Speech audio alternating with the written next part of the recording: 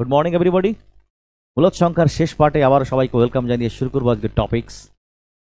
দেখব বাদ বাকি প্যাটার্ন বা ধরনের ম্যাথগুলি যা মূলত সংখ্যার পরিপূর্ণতাকে কভারেজ দেবে। কেমন? দেখো, তো আজকে আমাদের টাইপের 4, যেখানে আমরা দেখব মূলত রূপদানের মাধ্যমে লব ও হরের মান নির্ণয়। তো এই প্যাটার্নের ম্যাথ হুবহু থাকে, আর তারই দু একটি ম্যাথের পূর্ণ কনসেপ্ট দিয়ে এবং বাকি টপিক্সগুলো কভার করে শেষ করবো মূলত সংখ্যার সম্পূর্ণ টপিক্সকে। কেমন? দেখো, 1/2 প্লাস √3 সংখ্যাটির হরের মূলত মান কত? দেখতে পাচ্ছি ভগ্নাংশটির হরে মূলত সংখ্যার সাথে সাথে একটি অমূলদ অংশ রয়েছে, আর প্রশ্ন তাই করেছে যে হরের মূলত মান কত, অর্থাৎ আমার হর থেকে অমূলদ অংশকে নিষ্কাশন করতে হবে, রাইট? করণীয় অধ্যায় যদি করে থাকো তোমরা দেখবে যে হরের এই অমূলদ অংশ বা করণীকে নিরসন করতে হয় ঠিক এর অনুবন্ধী করণী দিয়ে গুণ। তো সেই প্রসঙ্গে না গিয়ে তোমাদের আমি বলবো, দেখো যদি সংখ্যাকে আমরা দেখো 1/2 প্লাস √3, যদি √3 কে রুট অংশ তুলতে হয় তো অবশ্যই তার বর্গ হওয়া উচিত, রাইট? আর তাই আমরা পাই দুই সংখ্যার যোগের ক্ষেত্রে। আমি করণী নয়, এখানকার কনসেপ্টে তোমাদের বলছি, করণীর চ্যাপ্টার আবার করণীর অধ্যায়, এই জন্য আমি অনুবন্ধ করণী আর বলতে পারছি না তোমাদেরকে। কেমন? দেখো দেখো দেখতে পাচ্ছি এ প্লাস বি ফরম্যাট। যদি আমি এর থেকে এ মাইনাস বি ফরম্যাট গুণ করতে পারি তো সঙ্গে সঙ্গে আমি পেয়ে যাব এ স্কোয়ার মাইনাস বি স্কোয়ার, অর্থাৎ দুইয়ের কি হবে বিষয় নয়, বিষয় অমূলদ অংশের বর্গ করার সঙ্গে সঙ্গেই পাবে মূলদ রূপ। কেমন? আর সঙ্গে সঙ্গে হরের হবে করণী নিরসন বা অমূলদ অংশ পরিণত হবে মূলদ অংশে কনভার্ট। দেখো, তো ঠিক আমরা ঠিক অনুরূপ কনসেপ্ট নিয়েই করবো। ঠিক কি অমূলদ অংশের ধনাত্মক মানে মাইনাস মান দিয়েই গুণ করে দেখবো এর মূলদ মান, সঙ্গে সঙ্গে পেয়ে যাবো কয়েক সেকেন্ডের উত্তর। দেখো, অনুবন্ধ করণী দিয়ে গুণ করলেই পেয়ে যাবে তোমরা ঠিক এর মূলদ মান। তো হরের করণী নিরসন বা অমূলদ অংশকে মূলদ করতে আমরা করবো 2 প্লাস √3 পরিবর্তে 2 মাইনাস √3 দিয়ে গুণ, যথাক্রমে লব ও হর। আর আমরা জানি ভগ্নাংশের লব ও হরকে একই সংখ্যা দিয়ে গুণের মাধ্যমে এর মানের কোনো পরিবর্তন হয় না, রাইট? তো 2 মাইনাস √3 হরে এ প্লাস বি, এ মাইনাস বি ফরম্যাট আসাতে আমরা জানি যে পাবো 2 স্কোয়ার প্লাস √3 তার হোল স্কোয়ার আপন 2 minus √3, right?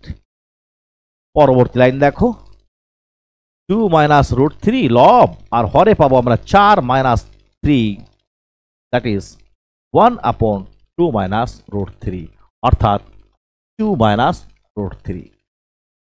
B will be our final answer. তো দেখলাম যে আমরা যখনই এই ধরনের ম্যাথে হরের মূলদ মান চাইবে আমাদের করতে হবে অ্যাকচুয়ালি অনুবন্ধ করণী বা এর হরের করণী নিরসন বা আসলে অমূলদ অংশকে মূলদে কনভার্সন। তার জন্যই আমরা দেখব এ প্লাস বি ফরম্যাটকে করব এ মাইনাস বি দিয়ে গুণ, যথাক্রমে উপরের নিচে, যাতে ভগ্নাংশের মানের কোনো পরিবর্তন তো হবে না, কিন্তু সঙ্গে সঙ্গে আমরা হরের মূলদ মানের মান বের করতে পারবো। কেমন হবে তার করণী নিরসন? যাবো পরবর্তী ম্যাথকে। দেখো, একটি ম্যাথ আমি দেখিয়ে বুঝালাম এবং পরবর্তী ম্যাথগুলো সেকেন্ডে থেকেই উত্তর করতে পারবে। দেখো, তো 5 প্লাস √3 সংখ্যাটি 1/5 প্লাস √3 সংখ্যাটির হরের মূলদ মান নির্ণয় করতে সঙ্গে সঙ্গে 5 প্লাস √3 কে 5 মাইনাস √3 গুণ করো, সঙ্গে সঙ্গে পাবে 5 বর্গ এবং √3 হোল স্কোয়ার, আর উপরে পাবে কি তুমি 5 মাইনাস √3, রাইট? 5 5 25, আর √3 এর বর্গ করলে 3, 25 থেকে 3 গেলে তুমি পাবে 22, অতএব আমাদের ফাইনাল উত্তর দাঁড়াবে 22 উপরে 5 minus √3। A will be hour answer. এই প্রত্যেকটা তুমি দেখে দেখে উত্তর করতে পারো। তো চলো আর দু একটি ম্যাথ আমি দেখাচ্ছি যা আসলে দেখেই উত্তর করবে তোমরা। কেমন? দেখো, 1/5 প্লাস 2√3 সংখ্যাটির হরের মূলদ মান কত? সঙ্গে সঙ্গে করো 5 মাইনাস 2√3 দিয়ে গুণ, পাবে 5 5 25 মাইনাস, দেখো 5 বর্গ 25 মাইনাস,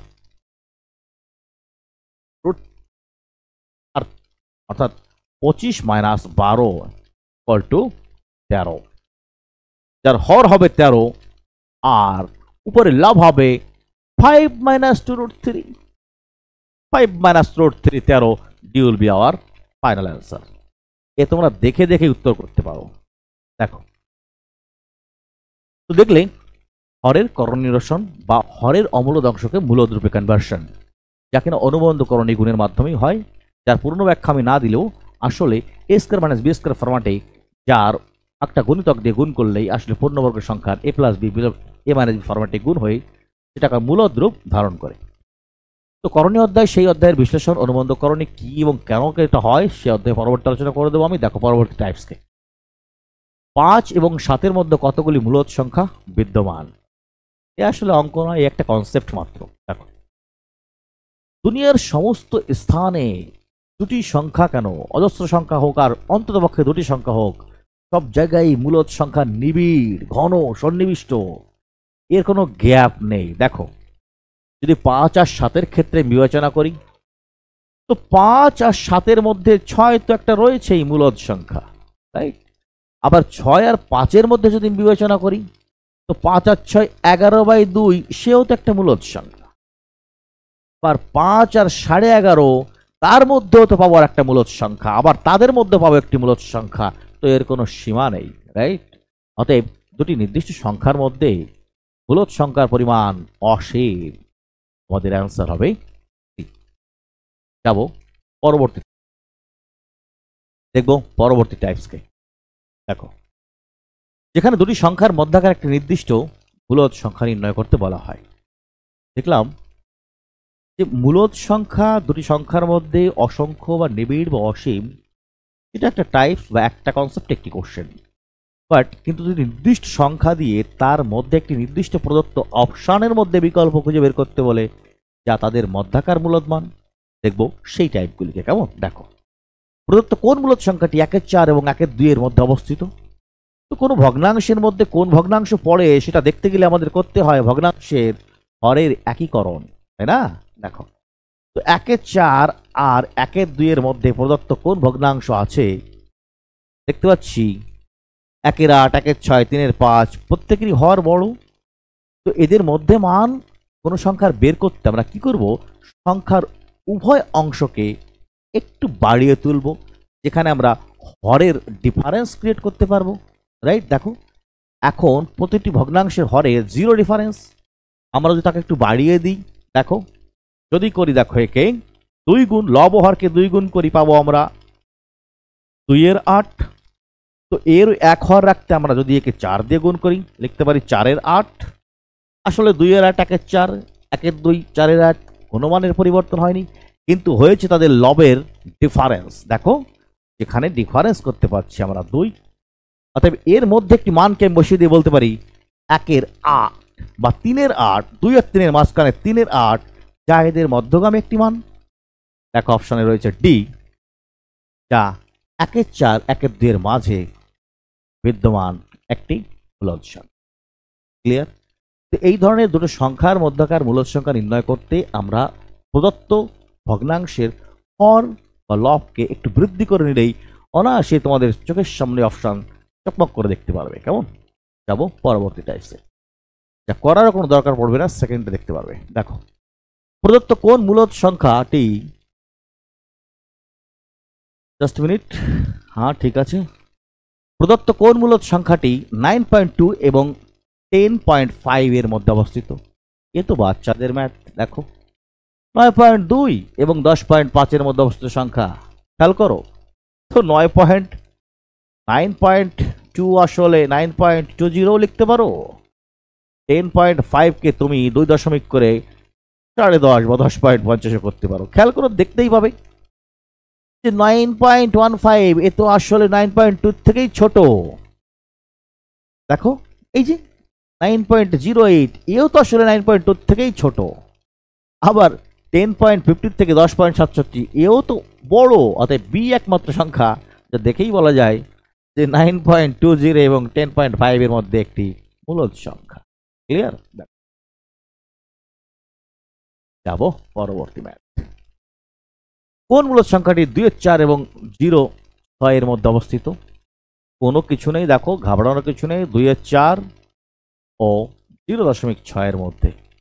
আসলে 2/4 কে তুমি একটু সামান্য দশমিক ভগ্নাংশে কনভার্সন করে নাও, দশমিকে পাবে তুমি 5.5। 0.6।